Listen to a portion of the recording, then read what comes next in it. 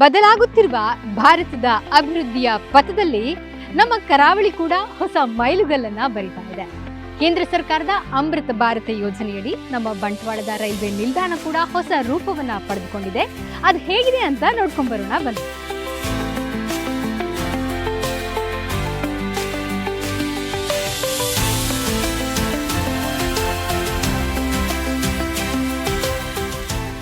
ದಕ್ಷಿಣ ಕನ್ನಡದ ಜೀವನಾಡಿ, ವ್ಯಾಪಾರ ಮತ್ತು ಸಂಪರ್ಕದ ಕೇಂದ್ರಬಿಂದು ಬಂಟ್ವಾಳವೀಗ ಹೊಸ ಮೆರುಗು ಪಡೆದಿದೆ.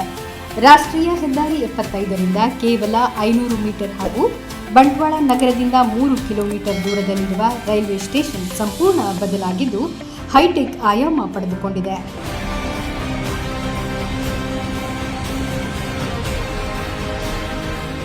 ಹೌದು, ಭಾರತ ಸರ್ಕಾರದ ಅಮೃತ್ ಭಾರತ ಸ್ಟೇಷನ್ ಯೋಜನೆಯಡಿ ದೇಶದಲ್ಲಿರುವ ರೈಲು ನಿಲ್ದಾಣಗಳ ಪರಿಕಲ್ಪನೆಯೇ ಬದಲಾಗ್ತಾ ಇದ್ದು, ಅದರಂತೆ ಬಂಟ್ವಾಳ ರೈಲು ನಿಲ್ದಾಣವು ಅಭಿವೃದ್ಧಿಯ ಪಥದಲ್ಲಿ ಮುನ್ನಡೆಯುತ್ತಾ ಇದೆ. ನೀವೊಮ್ಮೆ ಬಂಟ್ವಾಳದ ಈ ರೈಲ್ವೆ ಸ್ಟೇಷನ್ನ ಒಳ ಹೊಕ್ಕರೆ ಸಾಕು, ಆಧುನಿಕ ಸೌಲಭ್ಯಗಳೊಂದಿಗೆ ಸುಸಜ್ಜಿತವಾಗಿ ಬದಲಾಗಿದೆ ಈ ರೈಲು ನಿಲ್ದಾಣ. ನಮ್ಮೆಲ್ಲರ ಹೆಮ್ಮೆಯ ಪ್ರಧಾನಮಂತ್ರಿ ನರೇಂದ್ರ ಮೋದಿ ಅವರು 2022ರಲ್ಲಿ ದೇಶದ ರೈಲ್ವೆ ಇನ್ಫ್ರಾಸ್ಟ್ರಕ್ಚರ್, ವಿಶೇಷವಾಗಿ ರೈಲ್ವೆ ಸ್ಟೇಷನ್ಗಳ ಅಭಿವೃದ್ಧಿಯ ದೃಷ್ಟಿಯಿಂದ ಅಮೃತ್ ಭಾರತ್ ಅನ್ನುವಂಥ ಒಂದು ಯೋಜನೆಯನ್ನು ತಂದು ದೇಶದ 1400ಕ್ಕಿಂತಲೂ ಹೆಚ್ಚಿನ ರೈಲ್ವೆ ನಿಲ್ದಾಣಗಳನ್ನು ಅಭಿವೃದ್ಧಿಪಡಿಸುವಂಥ ಒಂದು ಯೋಜನೆಯ ಭಾಗವಾಗಿ ಇವತ್ತು ಬಂಟ್ವಾಳ ರೈಲ್ವೆ ನಿಲ್ದಾಣ ಸುಮಾರು 28 ಕೋಟಿಗಿಂತಲೂ ಹೆಚ್ಚಿನ ಮೊತ್ತದಲ್ಲಿ ಪೂರ್ತಿಯಾಗಿ ನವೀಕರಣಗೊಂಡಿರುವುದು ತಮ್ಮೆಲ್ಲರ ಗಮನಕ್ಕೆ ಬಂದಿದೆ ಅನ್ನುವಂಥದ್ದು ತುಂಬ ಸಂತೋಷದಿಂದ ಹಂಚಿಕೊಳ್ಳಲಿಕ್ಕೆ ಬಯಸ್ತಾ ಇದ್ದೇನೆ. ವಿಶೇಷವಾಗಿ ಪ್ಲ್ಯಾಟ್ಫಾರ್ಮ್ಗಳನ್ನು ಅಭಿವೃದ್ಧಿಪಡಿಸುವಂಥದ್ದು, ಎಲಿವೇಟರ್ಗಳನ್ನು ಕೊಟ್ಟಿರುವಂಥದ್ದು, ಹೊರಗಡೆ ಪಾರ್ಕಿಂಗ್ನ ವ್ಯವಸ್ಥೆ ಇರುವಂಥದ್ದು, ಈ ರೀತಿಯಾಗಿ ಒಟ್ಟಾರೆಯಾಗಿ ಪ್ಯಾಸೆಂಜರ್ ಎಮ್ಯುನಿಟೀಸ್ ದೃಷ್ಟಿಯಿಂದ, ಪ್ಯಾಸೆಂಜರ್ಗಳನ್ನು ಈಸಿಲಿ ರೈಲ್ವೆ ಆಕ್ಸೆಸಿಬಿಲಿಟಿ ದೃಷ್ಟಿಯಿಂದ ಮತ್ತು ಲುಕ್ ಆ್ಯಂಡ್ ಫೀಲ್ನ ದೃಷ್ಟಿಯಿಂದಲೂ ಕೂಡ ಒಂದು ವಿಕಸಿತ ಭಾರತಕ್ಕೆ ಪೂರಕವಾಗುವಂಥ ಒಂದು ರೈಲ್ವೆ ನಿಲ್ದಾಣ ಅಭಿವೃದ್ಧಿಯಾಗಿರುವಂಥದ್ದು ತುಂಬ ಸಂತೋಷ ಆಗ್ತಾಯಿದೆ. ನಾನು ಇದಕ್ಕೆ ವಿಶೇಷವಾಗಿ ಪ್ರಧಾನಮಂತ್ರಿ ನರೇಂದ್ರ ಮೋದಿ ಅವರಿಗೆ, ಸನ್ಮಾನ್ಯ ರೈಲ್ವೆ ಸಚಿವರಾದಂಥ ಅಶ್ವಿನ್ ವೈಷ್ಣವ್ ಅವರಿಗೆ ಮತ್ತು ನಮ್ಮ ರೈಲ್ವೆ ರಾಜ್ಯ ಸಚಿವರಾಗಿರುವಂಥ ಬಿ ಸೋಮಣ್ಣ ಅವರಿಗೆ ವಿಶೇಷವಾಗಿ ಧನ್ಯವಾದಗಳನ್ನು ಇಡೀ ಬಂಟ್ವಾಳ ತಾಲೂಕಿನ ಮಾತ್ರ ಅಲ್ಲ, ದಕ್ಷಿಣ ಕನ್ನಡ ಜಿಲ್ಲೆಯ ಜನತೆಯ ಪರವಾಗಿ ಸಲ್ಲಿಸಲಿಕ್ಕೆ ಬಯಸ್ತಾ ಇದ್ದೇನೆ. ಮತ್ತು ಎಲ್ಲರೂ ಇದರ ಪೂರ್ತಿ ಪ್ರಯೋಜನವನ್ನು ಪಡೆಯಬೇಕು ಅನ್ನುವಂಥದ್ದು ಆಗ್ರಹವನ್ನು, ವಿನಂತಿಯನ್ನು ಕೂಡ ಈ ಸಂದರ್ಭದಲ್ಲಿ ಮಾಡ್ತಾ ಇದ್ದೇನೆ. ಅಮೃತ್ ಭಾರತ್ ಯೋಜನೆಯಡಿ 28.49 ಕೋಟಿ ರೂಪಾಯಿ ವೆಚ್ಚದಲ್ಲಿ ಅಭಿವೃದ್ಧಿಯಾಗುತ್ತಿರುವ ಈ ನಿಲ್ದಾಣದಲ್ಲಿ ಸುಂದರವಾದ ಪ್ರವೇಶ ದ್ವಾರ, ಅತ್ಯಾಧುನಿಕ waiting room, baby feeding room ಜೊತೆಗೆ ಆವರಣದಲ್ಲಿ ಸುಸಜ್ಜಿತವಾದ ಕೆಫೆಟೇರಿಯಾ ಮತ್ತು ಕ್ಯಾಟರಿಂಗ್ ಸ್ಟಾಲ್ಗಳಿವೆ.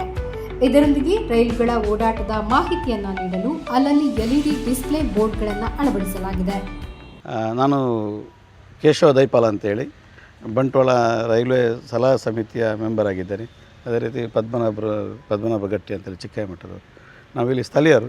ಆದರೆ ನಮಗೆ ರೈಲ್ವೆ ಇಲಾಖೆಯಲ್ಲಿ ಈ ಒಂದು ಯೋಜನೆ ಸುಮಾರು 20 ವರ್ಷ ಕಾಣದಂಥ ವ್ಯವಸ್ಥೆಯನ್ನು ಈಗ ಕಲ್ಪಿಸಿಕೊಟ್ಟಿದೆ ಅಂತ ಹೇಳ್ಬೋದು. ಯಾಕಂದರೆ ಮೊದಲಿದ್ದದೊಂದು ಕುಗ್ರಾಮದಲ್ಲಿರುವ ರೈಲ್ವೆ ಸ್ಟೇಷನ್ ಹೇಗಿತ್ತು ಹಾಗಿತ್ತು.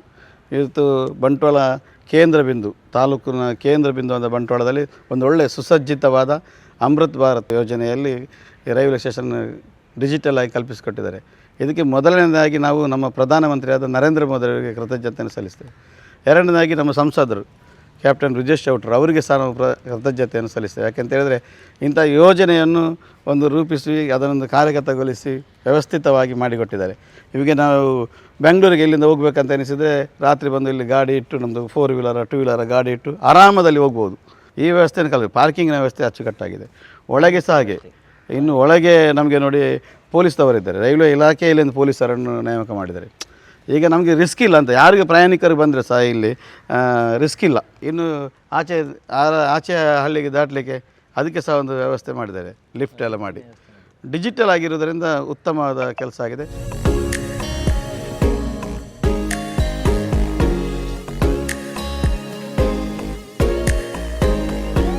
ಒಟ್ಟಾರೆ ಸಿಸಿಟಿವಿ ಕಣ್ಗಾವಲಿನೊಂದಿಗೆ ಸಂಪೂರ್ಣವಾಗಿ ಆಧುನೀಕರಣಗೊಂಡಿರುವ ಬಂಟ್ವಾಳ ರೈಲು ನಿಲ್ದಾಣದ ಸುತ್ತಮುತ್ತ ಇಂಟರ್ಲಾಕ್ ಅಳವಡಿಸಲಾಗಿದೆ. ನಿಲ್ದಾಣದ ಒಳಭಾಗಕ್ಕೆ ಗ್ರಾನೈಟ್ ನೆಲಹಾಸು ಹಾಗೂ ಪ್ಲಾಟ್ಫಾರ್ಮ್ಗಳಲ್ಲಿ ಸುಸಜ್ಜಿತವಾದ ಶೌಚಾಲಯ ವ್ಯವಸ್ಥೆ ಕಲ್ಪಿಸಲಾಗಿದೆ. ಇದಲ್ಲದೆ ಪ್ಲಾಟ್ಫಾರ್ಮ್ಗಳ ನಡುವೆ ಓಡಾಡಲು ಆಧುನಿಕ ಲಿಫ್ಟ್ ಸೌಲಭ್ಯವಿರುವ ವಿಶಾಲವಾದ ಫುಟ್ ಓವರ್ ಸೇತುವೆ ಇಲ್ಲಿರುವುದು ಮತ್ತೊಂದು ವಿಶೇಷ. ಜೊತೆಗೆ ಇಲ್ಲಿ 2 ವೀಲರ್, 4 ವೀಲರ್ ಹಾಗೂ ಆಟೋ ರಿಕ್ಷಾ ನಿಲುಗಡೆಗೆ ಪ್ರತ್ಯೇಕ ಹಾಗೂ ಸುಸಜ್ಜಿತ ಪಾರ್ಕಿಂಗ್ ವ್ಯವಸ್ಥೆ ಕಲ್ಪಿಸಲಾಗಿದೆ.